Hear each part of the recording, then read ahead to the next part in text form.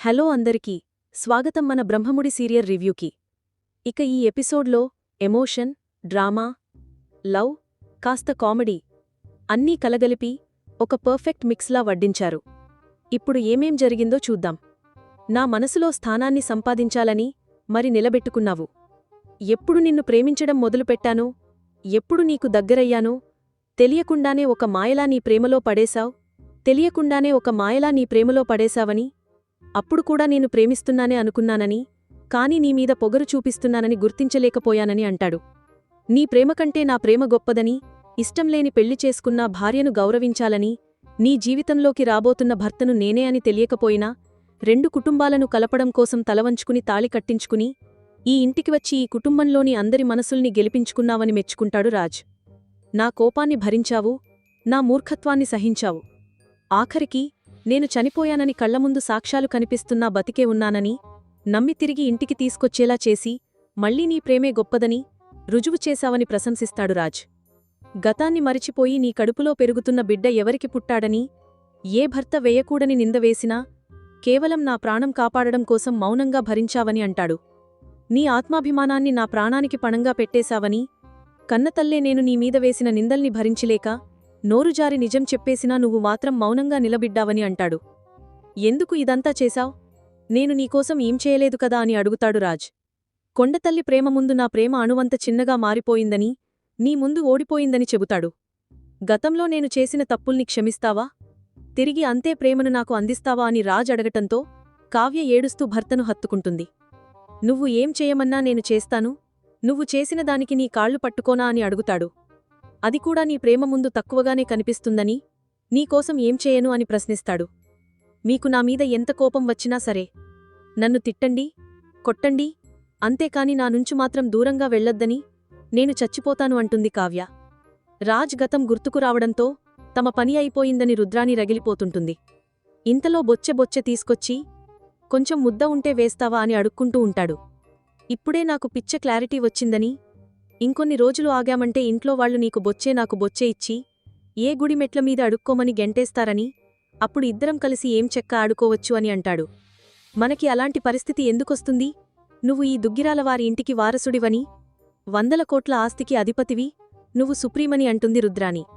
ఇలాంటి మాటలే చెప్పి నన్ను ఇలా తయారు చేశావని, చక్కగా ఏ ఆశలు, ఏ కోరికలు లేకుండా ప్రశాంతంగా ఉన్నవాణ్ణి తీసుకొచ్చి ఈ ఇంటికి వారసుడిని చేస్తానని, కంపెనీకి ఎండీని చేస్తానని చెప్పావు అని మండిపడతాడు రాహుల్.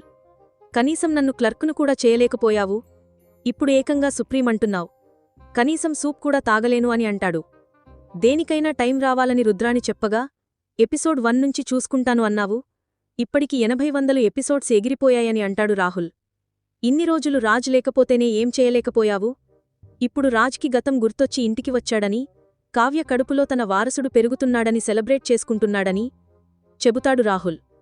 కొద్ది రోజులు పోతే ఆ వారసుడు బయటికి వస్తాడు, మనల్ని బయటికి గెంటేస్తాడు అని వార్నింగ్ ఇస్తాడు. అప్పటివరకు రానిస్తే నేను రుద్రానినెందుకవుతాను? రాజ్ మళ్ళీ ఇంటికొచ్చినా, తన భార్యను మళ్ళీ గుర్తుపుట్టినా ఐ డోంట్ కేర్ అనే అంటుంది. నిన్ను ఈ ఇంటికి వారసుడిని చేస్తాను, చేసి చూపిస్తాను అని అంటాడు. అలా చేస్తే రాజ్ చూస్తూ ఊరుకుంటాడా అని అడుగుతాడు రాహుల్. అందుకే నిన్ను వారసుడిని చేయడానికి ముందే వాడిని ఎక్కడికి పంపించాలో అక్కడికే పంపిస్తాను అని అంటుంది రుద్రాణి.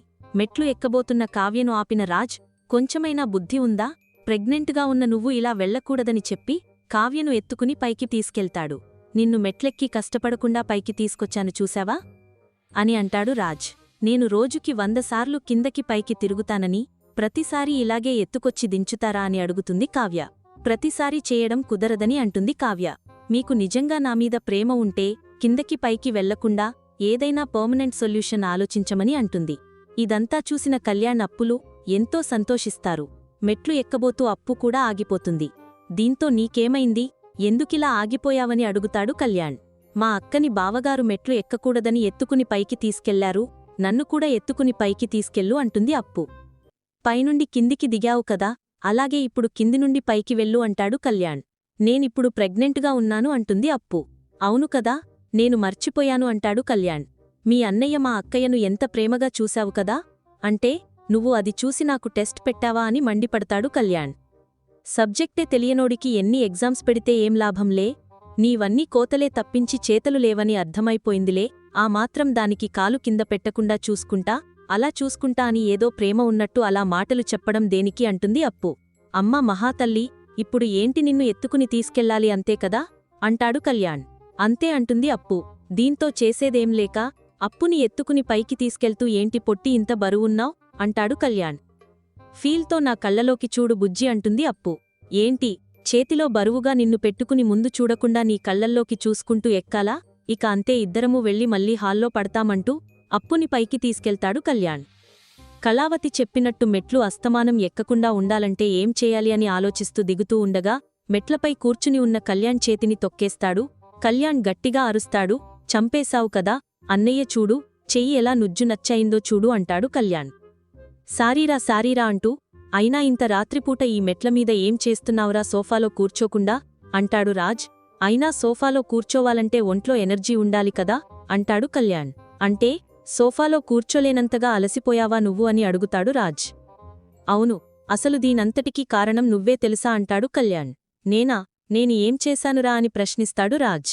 చేయాల్సిందంతా చేసినాక కూడా ఏమీ తెలియనట్టు నేను ఏం చేశాను అని అడుగుతున్నావా అంటాడు కళ్యాణ్.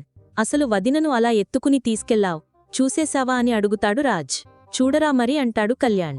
నా భార్యను నేను ఎత్తుకుని తీసుకెళ్తే నీకేంటి ప్రాబ్లం అని అడుగుతాడు రాజ్. ప్రాబ్లం అయింది కాబట్టే అడుగుతున్నాం. నీ భార్య నీ ఇష్టమే కాదనను, కాని నా భార్య చూసేలా తీసుకెళ్లకు. నీకు వదిన మీద అంత ప్రేమ ఉంటే మీరు గదిలో చూసుకోండి అన్నయ్యా, అంతేగాని ఇలా హాల్లో ఫ్రీ ఎగ్జిబిషన్లు పెట్టకండి అంటాడు కళ్యాణ్. ఇప్పుడు ఏమైంది రాయిస్తాడు రాజ్. ఏం అవ్వటమేంటి అన్నయ్యా, నువ్వు వదినను అలా ఎత్తుకుని తీసుకెళ్లడం అప్పు చూసింది, నువ్వు కూడా అలా ఎత్తుకుని తీసుకెళ్ళు అని గోల చేసింది. సరే పోని అని అలా ఎత్తుకుని తీసుకెళ్లేసరికి నా పరిస్థితి ఇలా అయిపోయింది. నువ్వు ఇలాంటి టాస్క్ రోజు పెట్టావంటే అది కూడా నన్ను రోజు ఎత్తుకుని తీసుకెళ్లమంటుంది.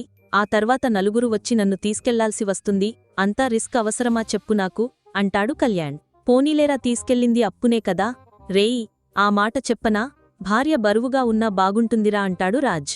అన్నయ్య ఇలాంటి కొటేషన్లు 100 చెప్తాను నేను, అయినా పొట్టి కూడా చాలా బరువుగా ఉంది. ఇలా రోజు మోయడం నా వల్ల కాదు అన్నయ్య, ప్లీజ్ అంటాడు కళ్యాణ్. అవునురా, అస్తమానం కిందకి దిగినప్పుడల్లా మోయాలంటే నా వల్ల కూడా కాదనుకో.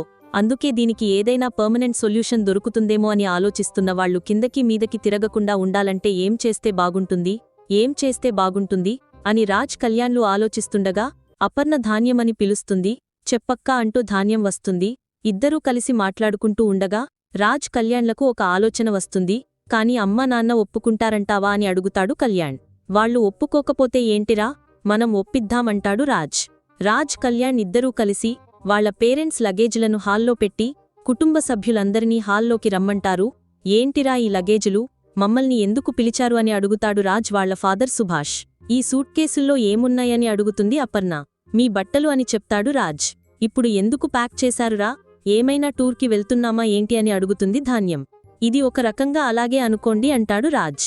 ఏంటి రాజ్, నీకు గతం గుర్తుకొచ్చిందన్న ఆనందంలో టూర్కి సీక్రెట్గా మాకు టికెట్లు బుక్ చేశావా ఏంటి అని అడుగుతాడు ప్రకాష్. అవును నాన్నా, టికెట్స్తో పాటు మీకు సపరేట్గా 2 రూమ్స్ కూడా బుక్ చేశాము అంటాడు కళ్యాణ్. ఆహా, కొడుకులంటే మీరేరా అని అంటాడు ప్రకాష్. ఏమే ధాన్యం, పాపం వాళ్లు మన గురించి ఇంతలా ఆలోచించి ప్లాన్ చేస్తే వాళ్లను ఇన్సల్ట్ చేస్తావేంటి? నాన్న నువ్వు చెప్పు, మేము టూర్కి ఎక్కడికి వెళ్ళాలి అని అడుగుతాడు ప్రకాష్. ఇంకెక్కడికి నాన్నా, మన మేడపైకి అంటాడు కళ్యాణ్. మేడపైన టూర్ ఏంటిరా మనవడా అని అడుగుతుంది ఇందిరాదేవి. టూర్ అంటే ఏ కొడైకనాలో స్విట్జర్లాండ్ వెళ్ళాలి కాని చీప్గా మేడపైకి వెళ్లడం ఏంటిరా బాబాయ్ అని అడుగుతాడు ప్రకాష్. షికారు చేయాలంటే స్విట్జర్లాండ్కి వెళ్ళాలి కాని షిఫ్ట్ అవ్వడానికి స్విట్జర్లాండ్కి ఎందుకు బాబాయ్ అంటాడు రాజ్. ఏంటి షిఫ్ట్ అవ్వాలా అని ప్రశ్నిస్తాడు ప్రకాష్. అవును నాన్నా, ఈ రోజు నుంచి మీ గదులు మావి, మా గదులు మీవి అంటాడు కళ్యాణ్. ఇదేం ట్విస్టరా, ఇంతదానికి టూర్కి వెళ్ళాలి, గదులు కూడా బుక్ చేశాము కదలా అని నోరు వెళ్లబెడతాడు ప్రకాష్. మీకు ఇంకా అర్థం కాలేదా, వాళ్లు బుక్ చేసిన గదులే వాళ్లవి అంటుంది ధాన్యం. అమ్మా నా కొడుకా, ఇంతగా చీట్ చేశావా వీళ్లు డైలాగ్లు కొట్టినప్పుడే అర్థమైంది, వీళ్లు ఇలాంటి ఫిట్టింగు ఏదో పెడతారు అని అంటుంది అపర్ణ.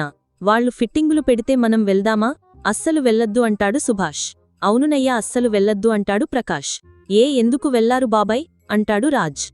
ఎందుకు వెళ్లాలిరా మేము, ఏమైనా మీలాగా యంగ్స్టర్స్ అనుకున్నావా, అస్తమానం కిందకి పైకి వెళ్లడానికి అంటాడు ప్రకాష్. అవునురా, మా వల్ల కాదు, అసలే నాకు ఈ మధ్య మోకాళ్ళు నొప్పులు ఎక్కువయ్యాయి, కిందకి దిగితే పైకి ఎక్కలేకపోతున్నాను అంటుంది అపర్ణాదేవి. అయితే పైనే ఉండండి అమ్మ, కిందకి ఎవరు రమ్మన్నారు, మీకు కావాల్సినవన్నీ పైకే వస్తాయి ఏరా కళ్యాణ్ అంటాడు రాజ్. అసలు ఈ షిఫ్టింగ్ ఐడియా ఎవరిది, అప్పుదేనా అని అడుగుతుంది ధాన్యం.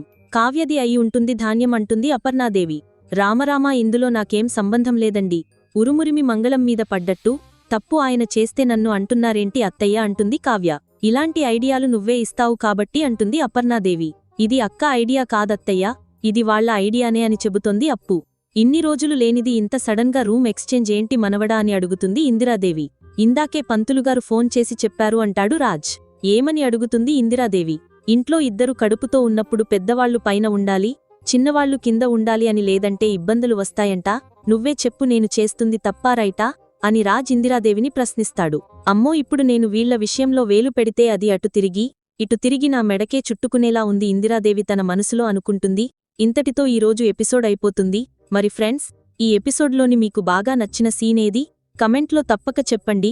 ఇలాంటివి ఇంకా చూడాలంటే మన ఛానల్కి సబ్స్క్రైబ్ అవ్వండి, లైక్ అండ్ షేర్ చేయడం మర్చిపోవద్దు. తర్వాతి ఎపిసోడ్ రివ్యూలో కలుద్దాం. అప్పటి వరకు బై బై.